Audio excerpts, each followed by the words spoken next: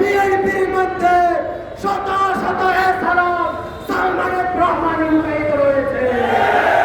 এদেরকে দেশের মানুষ আগামী 12 ফেব্রুয়ারি অবশ্যই প্রত্যাখ্যান করবে। যারা সন্ত্রাসী কায়দায় হুমকি দিয়ে ইসলামী ছাত্র শিবিরকে ভয় দেখানোর চেষ্টা করছে, আমরা বলতে চাই ইসলামী ছাত্র শিবির